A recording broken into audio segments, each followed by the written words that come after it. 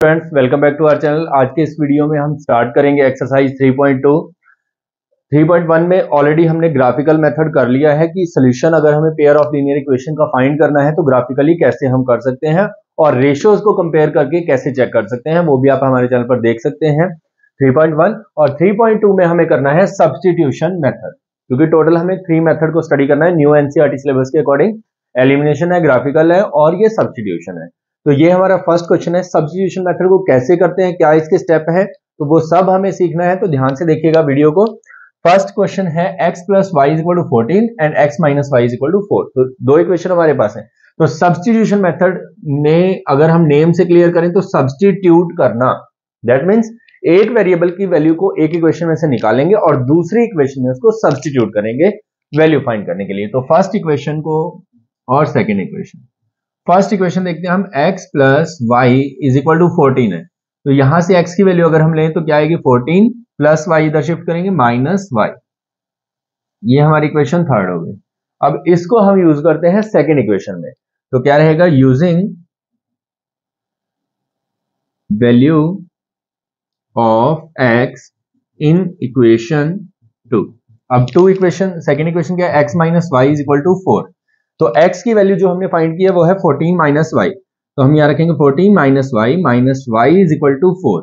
तो minus y they will add up and we will write here minus 2y। अब 14 के आगे कौन सा साइन है, इसके आगे तो प्लस है, तो ये अगर इधर शिफ्ट करेंगे तो माइनस में जाएगा। तो 4 माइनस 14, तो minus 2y is equal to minus 10, minus से माइनस हो जाएगा कैंसिल, तो y इज इक्वल टू आ जाएगा 10/2 दैट इज 5। अब y की वैल्यू जो आई है इसको हम रख देंगे इक्वेशन थर्ड में, क्योंकि इजी रहेगा। तो इक्वेशन थर्ड है x is equal to 14 minus y, यहां से आ जाएगा 14 माइनस x, y की वैल्यू 5, तो इट विल बी 9। तो हमारे पास x की वैल्यू आ गई 9 और y की वैल्यू आ गई 5। इसको बोलते हैं substitution method. That means first हमने वैल्यू निकाली, इसको सेकेंड इक्वेशन में सब्स्टिट्यूट किया, जिससे हमारा जो एक वेरिएबल है उसकी वैल्यू हमें मिल जाएगी और उसका यूज करके सेकंड वेरिएबल को हम फाइंड कर सकते हैं। ऐसे ही सेकंड क्वेश्चन को देखते हैं। सेकंड क्वेश्चन में जो सेकंड इक्वेशन है वो हमारी फ्रैक्शन में, आप कह सकते हैं फ्रैक्शन में है, लेकिन उसका कोई इफेक्ट नहीं पड़ेगा, उसको हम एलसीएम लेके सिंप्लीफाई भी कर सकते हैं। तो पहले हम लेते हैं first equation, s minus t is equal to 3। तो what will we get, s is equal to 3 plus t. ठीक है, तो ये हमारी थर्ड इक्वेशन हो गई। अब इसको हमने s की वैल्यू को यहां पे यूज करना है, तो इससे पहले हम यूज करें तो हम इसको एलसीएम लेके सिंप्लीफाई कर देते हैं। तो एलसीएम आ जाएगा 6, 3 की टेबल में 6 कितने पे आता है 2 पे, तो 2 को ऐसे करेंगे 2s, प्लस 2 की टेबल में 3 कितने पे आता है, और 2 की टेबल में 6 3 पे, तो 3t आ जाएगा इज इक्वल टू 6। बाई 1 लगा के क्रॉस मल्टीप्लाई करवा देते हैं, तो 2s plus 3t is equal to 6 6 जा 36। अब हम इस वैल्यू को रखेंगे तो और ज्यादा इजी रहेगा। तो s की जगह पे रखना है 3 प्लस t, तो 2 bracket 3 plus t plus 3t is equal to 36।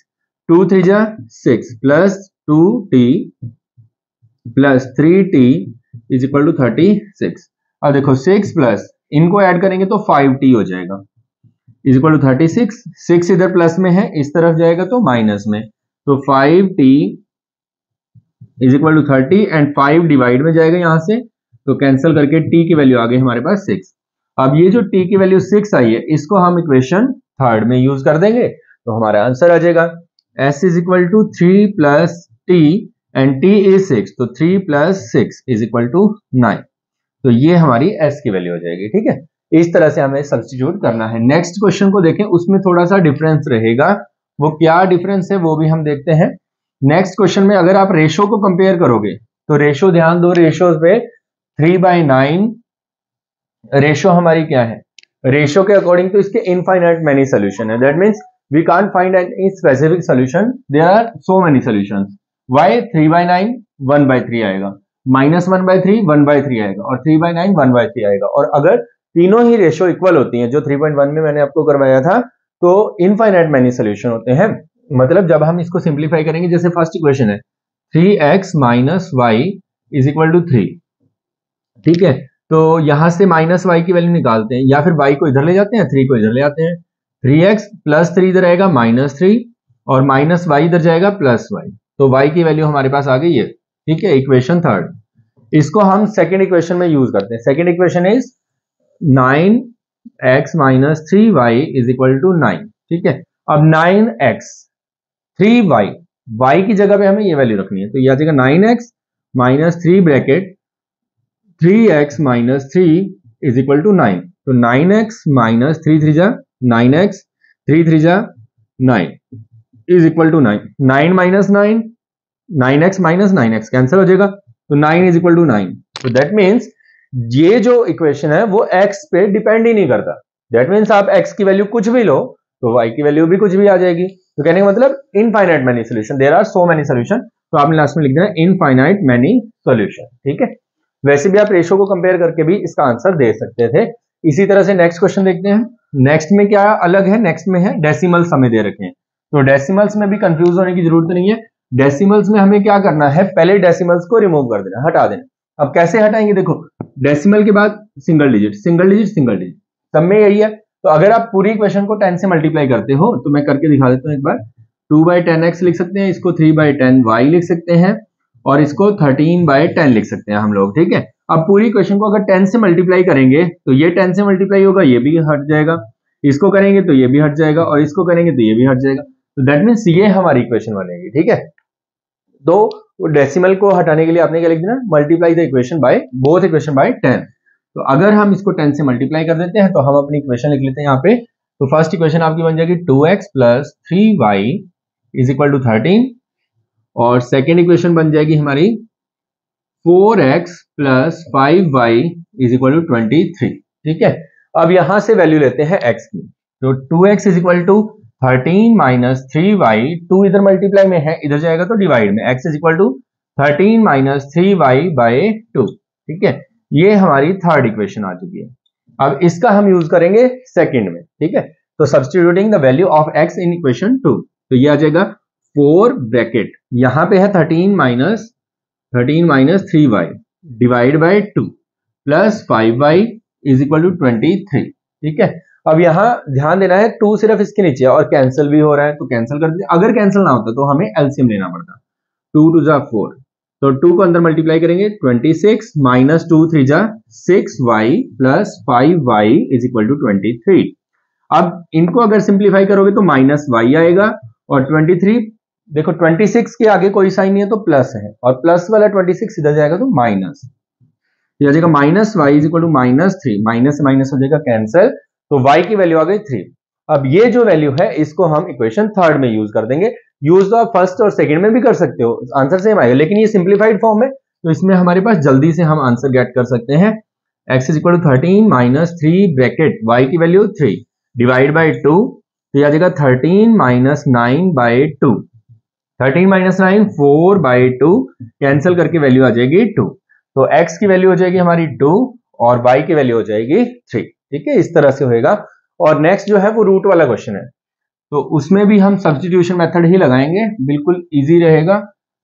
Root से हमें कोई भी परेशानी नहीं होने वाली है अगर हम इसको स्टेप वाइज करेंगे तो इसमें देखो फर्स्ट इक्वेशन से हम वैल्यू लेते हैं, √2x is equal to minus √3y, यही बनेगी क्योंकि प्लस √3 को इस तरफ लेके जाएंगे माइनस में, और x की वैल्यू क्या आ जाएगी, माइनस √3y बाय √2। ठीक है, ये आ जाएगी।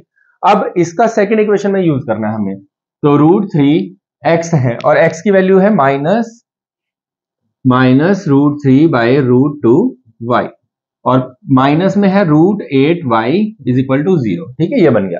अब इसके अंदर मल्टीप्लाई कर देते हैं तो ये बन जाएगा √3 कंप्लीट 3 हो जाएगा, minus 3y by √2 minus √8y is equal to 0। अब √8 है √2 है, इससे पूरी इक्वेशन को अगर हम मल्टीप्लाई करेंगे तो क्या बनेगा, इसको मल्टीप्लाई करेंगे तो √2 हट जाएगा, मतलब पूरी इक्वेशन को हमें किससे मल्टीप्लाई करना है, √2 से। तो ये बन जाएगा माइनस 3y माइनस √2 √8, तो √16 हो जाएगा और √16 होता है 4y इज इक्वल टू 0। दोनों को ऐड करेंगे माइनस 7y हो जाएगा इज इक्वल टू 0, माइनस 7 इधर जाएगा डिवाइड में, तो y is equal to 0 divide by minus 7 और 0 बाय एनीथिंग इज 0।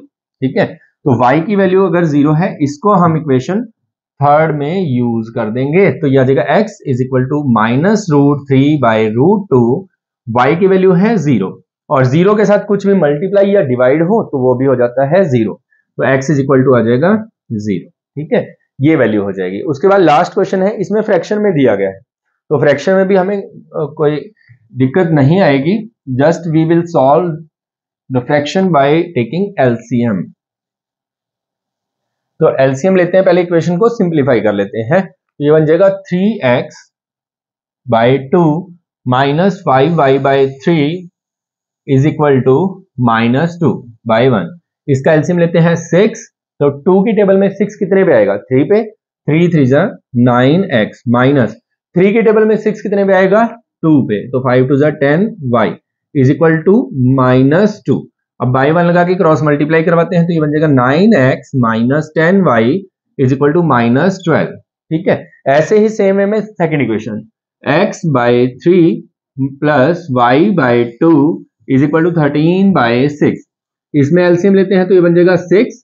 3 की टेबल में 6 कितने में आता है? 2 पे। तो 2x प्लस 2 3 जा 6 3y इज इक्वल टू 13/6। अब दोनों तरफ डिवाइड में 6 है तो 6 से 6 कैंसिल हो जाएगा, या फिर ऐसे कह लो कि 6 इधर मल्टीप्लाई में जाएगा तो कैंसिल हो जाएगा। ठीक है, तो ये इक्वेशन बन गई। अब ये छोटी इक्वेशन है तो इसका हम यूज करेंगे। तो यहां से x की वैल्यू लेते हैं। 2x is equal to 13 minus 3y और 2 इधर मल्टीप्लाई में, इधर जाएगा तो डिवाइड में। तो ये आ गई हमारी थर्ड इक्वेशन।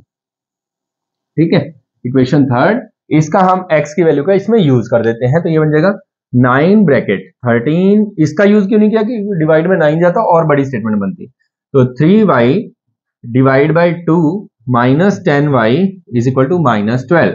अब देखो 2 इसको कैंसिल नहीं कर रहा है तो 2 से हम पूरी इक्वेशन को मल्टीप्लाई कर देंगे और ये 9 है तो 9 के पहले मल्टीप्लाई करवा दो। 9 39 जा 117 माइनस 9 3 जा 27y माइनस, अब ये इसके नीचे तो 2 था तो इनको तो करना नहीं है, इसका 2 खत्म करना है तो बाकी इक्वेशन को करना है। तो 2 10 जा 20y इज इक्वल टू 2 12 जा -24। अब देखो ये हो गए -47y is equal to -24।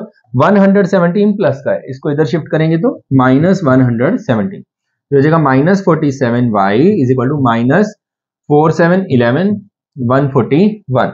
Minus से माइनस कैंसिल तो y की वैल्यू स्टूडेंट्स ये आ जाएगी हमारी 141/47 और कैंसिल करेंगे तो 3। तो y की वैल्यू हो गई हमारे पास 3।